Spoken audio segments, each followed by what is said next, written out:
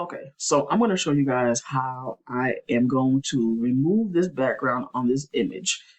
As you can see, I got the model here, the rug that she's laying on, and the other items on the other side of her. Keep in mind, as a photographer, I know better. I'm supposed to remove all these items physically before taking the image. But sometimes you might be restricted on time, and even that might not be a great excuse. But nonetheless, sometimes things happen. And the beauty of it is you can fix it in post, but you try not to. So with that being stated, because I did it, we're gonna act on what happens and you do it in post to try to clean up this background because it's a great picture, but I can't leave the background the way that it is. So normally I would go into Lightroom and I would just use my AI options for Lightroom. So if I go to the actual picture itself, I will show you guys what I mean. So the actual picture itself is actually, this is right here. Okay, now this is the actual picture in Lightroom. Typically, when I go into Lightroom, I can just go into my remove option, and what I would be able to do is actually come around here, click on the shoes, for example, or even go ahead and scan the whole bookcase and just try to capture everything out of it, and then wait to see what happens. Okay, now that's one way of doing it, but it also can get pretty messy, especially if the AI option for Lightroom is not picking up everything automatically how you need it to be. And not only that, it's not going to automatically expand this background that I need to be expanded.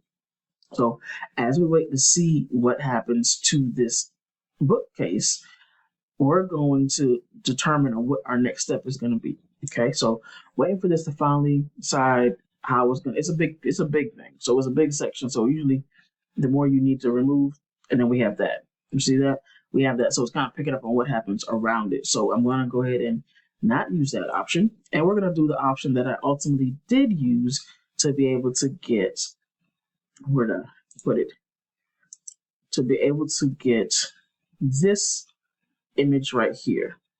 Okay, then even that can still be perfected a little more, but we're not going to talk about that right now. We're about getting this background to be expanded. So now what I ended up doing, it was like, I know for a fact I need this background to be taken out. So I ended up coming to Photo Room to do that. So I uploaded it into Photo Room. Then once I uploaded it into Photo Room, I went to background. So once I got into backgrounds, then I actually first what I did to not jump, I got into Photo Room and I took the background off. But then I'm like, where can I go just to get the background by itself? So that way I can expand it, even if it's in the image or not. So I ended up asking my chat GPT, and my chat GPT to be doing a really good job of answering my questions, and ended up telling me about Firefly. I've never used it before. So this was a very interesting aspect for me. So the fact that that was an option, let me go here. The fact that was an option, it was like, oh, cool. Because I love Adobe anyway, so this is perfect for me. So I ended up deciding, I went ahead and got into Firefly. So I got into there. Never used it before, so this is my very first time. But what I did was, once I opened up Firefly, they gave me the option, of course, to create a new image. So I did a new image, and I went ahead and dumped my picture right here. I put my picture in it, and then I gave it this command right here, this prompt. That was it. And keep in mind, in my mind, I'm like, is it going to expand the rug across the whole image and keep the model there? So maybe the prompt that I got from ChatGPT obviously didn't do what I needed to do, but it did just enough to get me to have control over the image in itself. And the reason why I say control is that versus having Adobe to expand the background for me and keeping the model on there, I am now able to have two layers. I have a layer of my model without the background and a layer with the rug by itself. So luckily, this prompt did what it needed to do. So I was able to get this expanded, and now I was able to download it. So now that I downloaded it, of course, I have this sitting right here. But I'm like, once I put it in Lightroom and I looked at it, I was like, hold up, it's cool, but now these rug pieces look massive. So granted, yes, sometimes we see rugs that do have these types of patterns, and they are kind of big in this way, like really, really shaggy. So that's cool, but I'm like, I kind of still want it to be a little smaller, maybe a little more realistic. So what I did was I went ahead and brought everything into Photopea. Okay, now it didn't save, I don't think. Okay, I'm about to say. Okay, so this is the item, everything in Photopea. Okay, so Photopea is ultimately a free version of Photoshop. I started using this at the beginning of the year because I was having Photoshop, but for one, when I had it, but then I couldn't keep up with the payments in the sense of making it make sense for me because I wasn't using it a lot.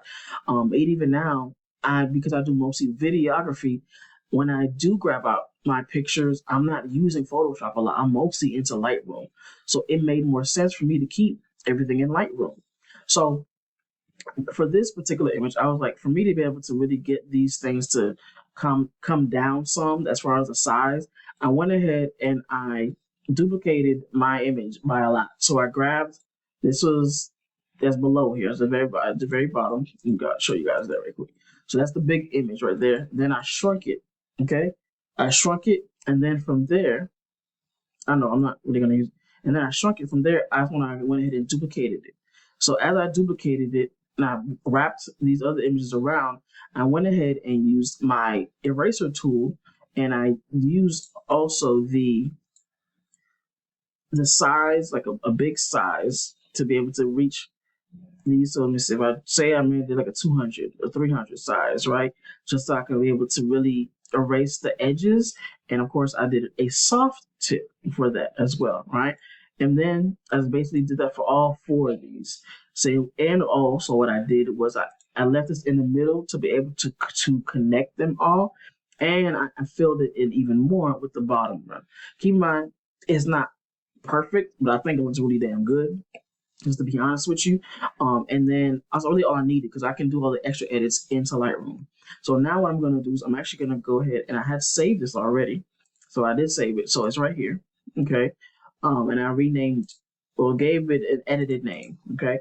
So now what we did from there is I actually can go right back into photo room. I got my image, and here's the background that I had with the old background, but I don't want that, so I'm going to change it. So we're going to change it, and I'm going to do image. I'm going to come here, and I'm going to grab this, and I'm going to drop it in here so it can replace this. And for me, I feel like it will be a lot better in that way. And then all I'll do from that point is ultimately add a shadow on my model so that way she looks realistically in the shot, and then save it to go right back into Lightroom just so I can really finish the tweaks. Okay, so we'll give it a few minutes.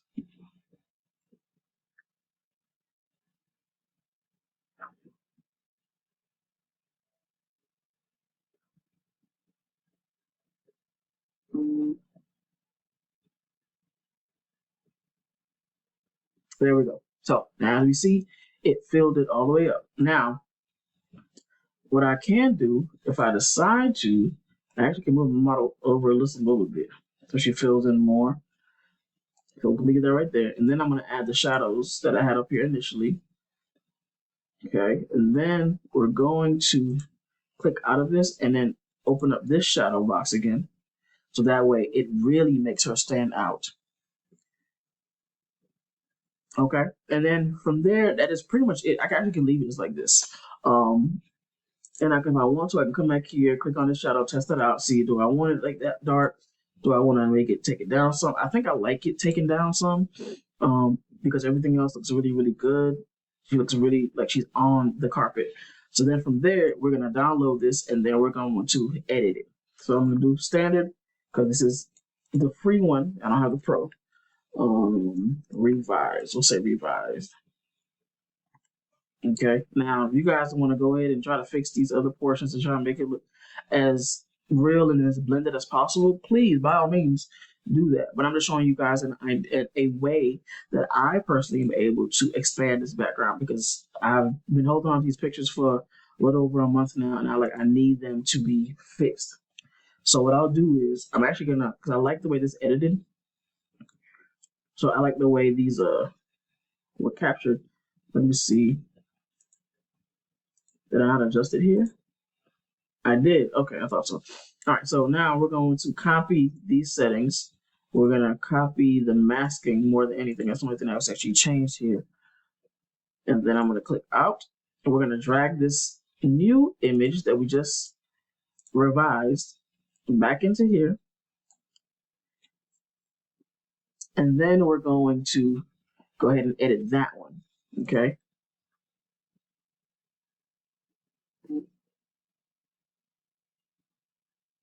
Now that comes in, perfect. Now what we're gonna do is I'm gonna go here and I'm gonna paste these settings in here. It's more specifically the mask, okay? As you can see, personally, I love how this looks. And if I really wanted to be extra, I actually can make her shoes pop out even more. I think these are cool, so I might just do that one. And I'll bring out the exposure. Okay, I might bring out some of the highlights, and I might even add some whites. Okay, and of course you decide for yourself how much of that you really want to do. And I'm not gonna really mess with anything else from that aspect. I could do to make it a little more real, add a little bit of the blacks right there, just like that. All right, and then if I click this to compare, I'll be able to see what I'm comparing, which parts look better, which parts look darker, all of that, right? Because as we can see, what it looked like initially was cool, but this one looks so much better, okay? And then, of course, you can go into the creative aspect of if I decided to maybe put it into Canva, for example, I can also do that. So I'll save this one for now.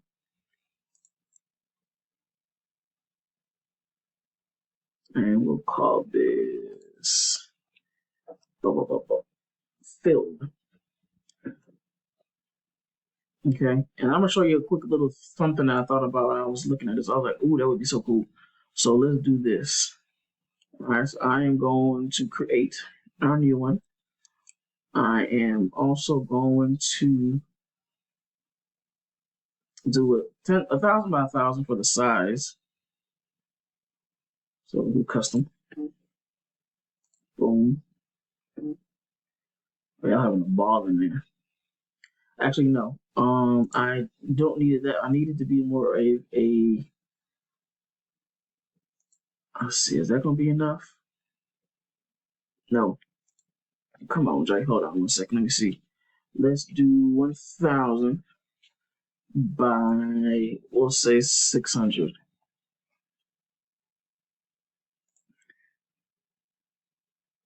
Okay, just for the kicks. All right, and I'm gonna show you guys something real quick. Like,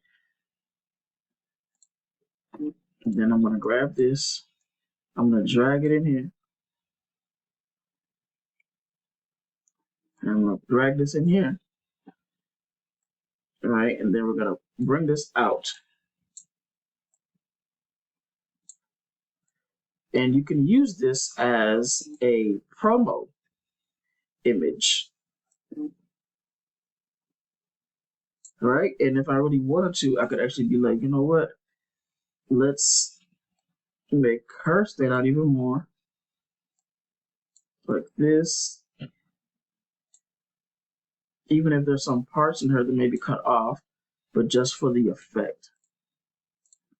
Just like that, and you can add some text to go on top of it.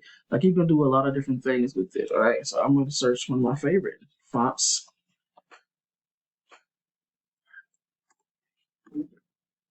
This one right here, put that there. It's already in white, and I can put in white.